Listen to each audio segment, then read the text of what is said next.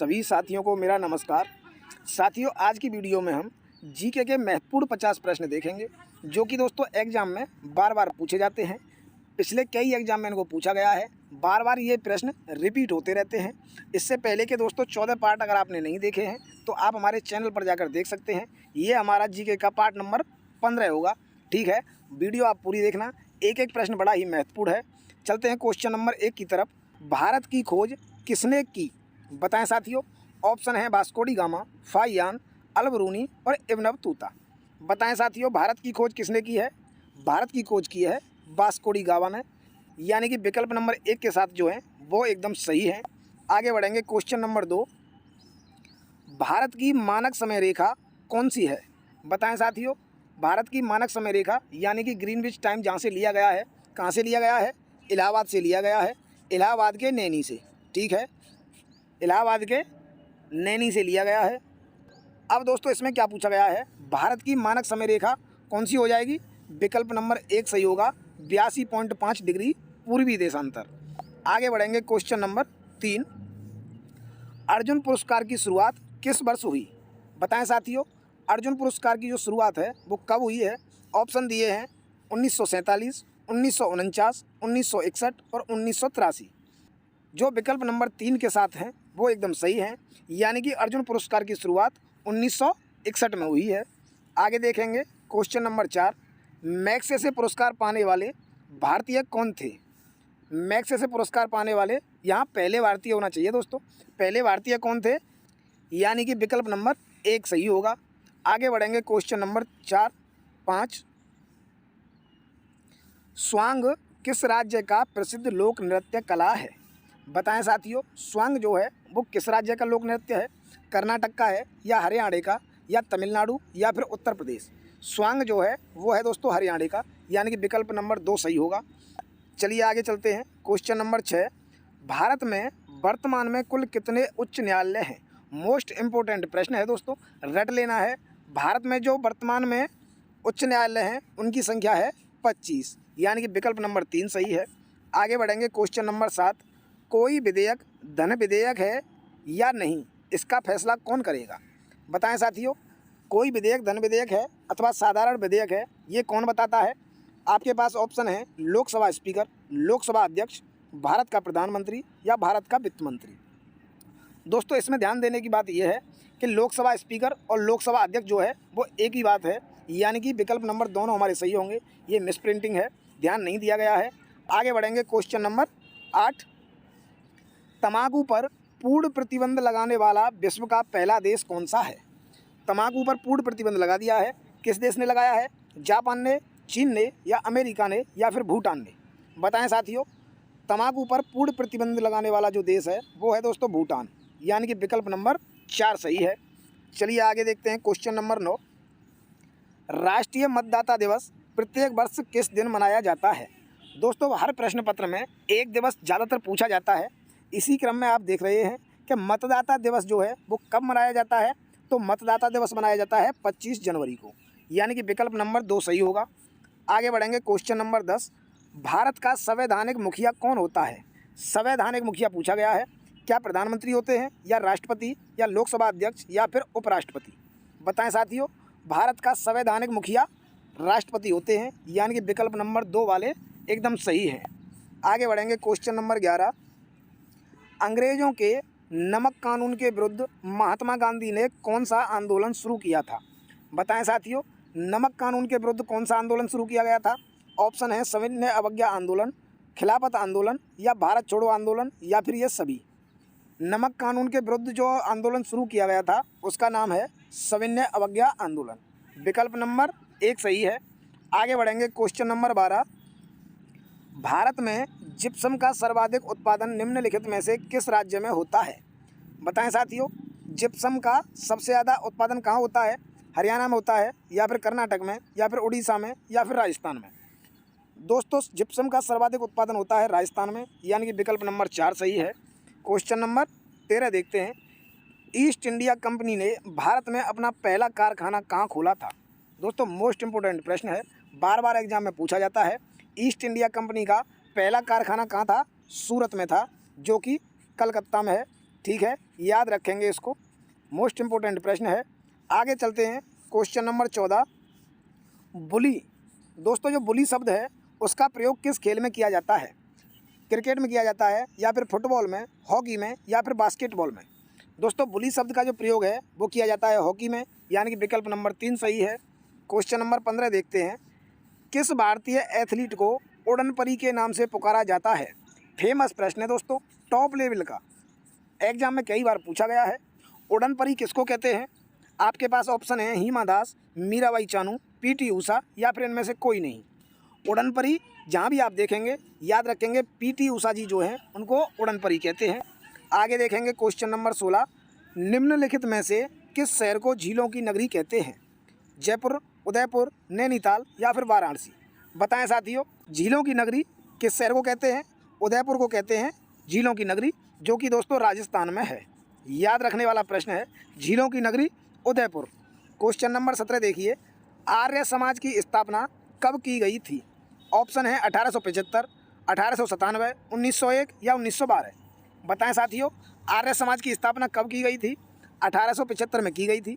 किसने की है? तो दयानंद सरस्वती ने। याद रखेंगे, दयानंद सरस्वती जी ने आर्य समाज की स्थापना की और 1875 में की। क्वेश्चन नंबर 18 देखते हैं, वेदों में सबसे प्राचीन वेद कौन सा है? जवाब दें दोस्तों, बड़ा अच्छा लगता है जब आपका कमेंट आता है और सही आता है, गलत नहीं देना है, सही जवाब आपको देना है। वेदों में सबसे प्राचीन वेद कौन सा है? ऋग्वेद जो है वो सबसे प्राचीन वेद है, यानी कि विकल्प नंबर 1 सही होगा। क्वेश्चन नंबर 19 देखेंगे, भाभा परमाणु अनुसंधान केंद्र कहाँ स्थित है? बताएं साथियों, भाभा परमाणु अनुसंधान केंद्र कहाँ है? ट्रॉम्बे में है, जो कि मुंबई में है। आगे बढ़ेंगे, क्वेश्चन नंबर 20, 1928 के बारदौली आंदोलन का नेतृत्व किसने किया था? दोस्तों टॉप लेवल का प्रश्न है, बारदौली जो आंदोलन हुआ है उसका नेतृत्व किसने किया है? सरदार वल्लभ भाई पटेल ने, यानी कि विकल्प नंबर 3 सही होगा। क्वेश्चन नंबर 21 में आइए, किसने खालसा पंथ की स्थापना की थी? खालसा पंथ की स्थापना किसने की है? गुरु गोविंद सिंह, गुरु नानक देव, अंगद देव, या फिर गुरु रामदास? बताएं साथियों, खालसा पंथ की जो स्थापना की है वो की है गुरु गोविंद सिंह ने, यानी कि विकल्प नंबर 1 वाले बिल्कुल सही हैं। क्वेश्चन नंबर 22 देखिए, भारत की पहली महिला IPS अधिकारी कौन है? ऑप्शन है सरोजिनी नायडू, आनंदीबाई जोशी, अंजुम आरा, या फिर किरण बेदी? बताएं साथियों, भारत की पहली महिला IPS किरण बेदी सही हो जाएगा, यानी कि विकल्प नंबर 4 सही है। क्वेश्चन नंबर 23 देखिए, कथक किस राज्य का शास्त्रीय नृत्य है? दोस्तों SSC में अभी प्रश्न पूछा गया था कि कथक के जो ब्रज महाराज हैं, ठीक है, ब्रज महाराज पूछा जाता है क्वेश्चन कि ब्रज महाराज किससे संबंधित हैं? तो ब्रज महाराज हैं कथक से संबंधित। दोस्तों SSC में जो पूछा गया था वो ये पूछा गया था कि जो ब्रज महाराज हैं वो किस घराने से संबंधित हैं? तो दोस्तों ये लखनऊ घराने से संबंधित हैं, इसको भी याद कर लेना है। ब्रज महाराज किससे संबंधित हैं? कथक से संबंधित हैं, और ये लखनऊ घराने से संबंधित हैं। तो कथक नृत्य जो है वो किस राज्य का लोक नृत्य है? ये है दोस्तों उत्तर प्रदेश का, यानी कि विकल्प नंबर 3 सही है। क्वेश्चन नंबर 24 देखिए, चाइना मैन शब्द का प्रयोग किस खेल में किया जाता है? चाइना मैन पता होना चाहिए दोस्तों, ये आपके लिए टेस्ट क्वेश्चन है, इसका जवाब आपको देना है। चाइना मैन शब्द का प्रयोग किस खेल में किया जाता है? 25 देखिए, ऑस्कर पुरस्कार का संबंध किस क्षेत्र से है? ऑस्कर पुरस्कार ऑप्शन दिए हैं साहित्य, सिनेमा, विज्ञान, या चिकित्सा? बताएं साथियों, ऑस्कर पुरस्कार जो है ये दिया जाता है सिनेमा में, यानी कि विकल्प नंबर 2 सही है। क्वेश्चन नंबर 26 देखिए, निम्नलिखित में से कौन सा तत्व सबसे कठोर है? दिया है सीसा, हीरा, एल्युमिनियम, या फिर ग्रेफाइट? बताएं साथियों, सबसे कठोर तत्व कौन सा है? हीरा जो है वो सबसे कठोर होता है, यानी कि विकल्प नंबर 2 सही है। क्वेश्चन नंबर 27 देखिए, पटना का प्राचीन नाम क्या था? बताएं साथियों, पटना का प्राचीन नाम क्या है? पाटलिपुत्र, सीलोन, हस्तिनापुर, या फिर वैशाली? पटना का प्राचीन नाम है पाटलिपुत्र, विकल्प नंबर 1 वाले बिल्कुल सही हैं। क्वेश्चन नंबर 38 में आइए, आगा खां कप का संबंध किस खेल से है? बताएं साथियों, आगा खां कप जो है उसका संबंध किस खेल से है? दोस्तों पेपरों में ज़्यादातर कप से संबंधित एक प्रश्न आ ही जाता है, किस खेल से संबंधित हो जाएगा आगा खां कप? तो आगा खां कप जो है वो है फुटबॉल से, यानी कि विकल्प नंबर 3 सही होगा। आगे बढ़ेंगे, क्वेश्चन नंबर 29, निम्नलिखित में से किस भारतीय राज्य की राजभाषा अंग्रेजी है? बताएं साथियों, अंग्रेजी किस राज्य की राजभाषा है? तो यह है नागालैंड की, यानी कि विकल्प नंबर 1 सही है। आगे आते हैं क्वेश्चन नंबर 30 में, बांदीपुर अभ्यारण्य किस राज्य में स्थित है? दोस्तों इंपॉर्टेंट प्रश्न है, बार बार एग्जाम में पूछा जाता है। बांदीपुर अभयारण्य कहाँ है? ये है दोस्तों कर्नाटक में, यानी कि विकल्प नंबर 2 सही है। आगे देखेंगे क्वेश्चन नंबर 31, कौन भारतीय राष्ट्रीय कांग्रेस के प्रथम मुस्लिम अध्यक्ष थे? बताएं साथियों। ऑप्शन है बदरुद्दीन तैयब, मोहम्मद अली जिन्ना, मौलाना अबुल कलाम या M.A. अंसारी। कांग्रेस के प्रथम मुस्लिम अध्यक्ष बदरुद्दीन तैयब जी थे, यानी कि विकल्प नंबर 1 सही है। आगे चलते हैं क्वेश्चन नंबर 32, किस मुगल शासक ने दीन ए इलाही धर्म चलाया था? मोस्ट इंपोर्टेंट प्रश्न है, दीन ए इलाही किसने चलाया है? बाबर ने, हुमायूं ने, अकबर ने या फिर शाहजहां ने? दोस्तों दीन ए इलाही जहाँ भी आप देखें आप तुरंत अकबर को सही कर दें। दीन ए इलाही अकबर ने चलाया था। क्वेश्चन नंबर 33 देखिए, भू स्थिर उपग्रह की पृथ्वी से ऊंचाई कितनी होती है? 32,000 किलोमीटर, 36,000 किलोमीटर, 40,000 किलोमीटर या फिर 42,000 किलोमीटर? भू स्थिर उपग्रह की पृथ्वी से जो ऊंचाई है वो है दोस्तों 36,000 किलोमीटर, यानी कि विकल्प 2 सही है। क्वेश्चन नंबर 33 में आइए, इंद्रधनुष में कितने रंग होते हैं? दोस्तों ऑप्शन है 6, 5, 7 या फिर 8।